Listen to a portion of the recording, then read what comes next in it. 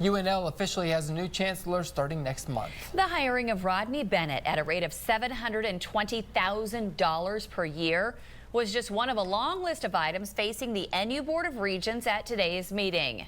NTV's Matt Frieda looks at the other headlines from today's gathering, including a decision on the sale of alcohol when volleyball takes over Memorial Stadium.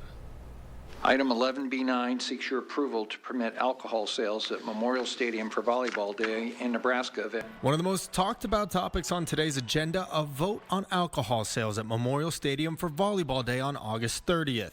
It was met with slight opposition from two of the board members who cited the family atmosphere that Husker sporting events typically provide. My concern with this particular one is we've sold 80,000 tickets. Some of the folks that have bought tickets maybe perceived it to be a more family type event that would not be serving alcohol.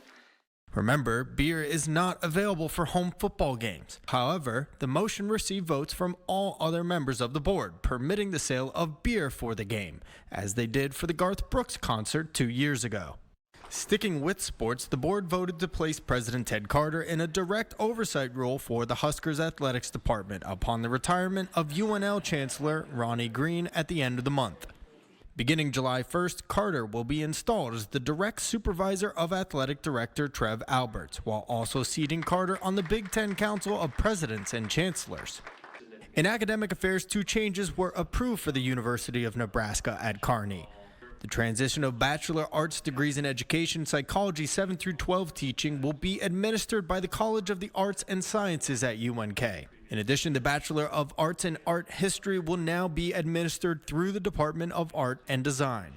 President Carter then laid out his 5-step plan to improve the economic well-being of the NU system. I am incredibly excited about the vision I'm going to share with you today, and I expect that you will be too. Now, I want to just say right out front, I am not going to call this a plan to cut $58 million. This is a plan to reimagine ourselves and invest in growth. Those 5 steps included a renewed focus on customers, or in other words, its students, raising academic and research profile, examine an array of academic programs, stronger communication and transparency, and lastly, operational excellence, or as President Carter said, aiming to better serve its students rather than simply being, quote, too big to fail. Now, I am a realist, and there are fiscal challenges in front of us that are very real, and we will address those. But if all we talk about is cuts, we're never going to get in a growth mindset. At the conclusion of today's event, the board is not set to meet again until August 17th. The NU system operating budget was another topic of discussion today, as they referenced a forecasted 3.5% increase in tuition rates beginning in the 2024-2025 school year. To mitigate against that, they've taken measures including implementing a July 1st hiring freeze for all non-faculty members, a short-term plan that they hope will prevent them from having to go deeper into their cash reserves. Reporting from Lincoln, NTV News, Matt Frieda.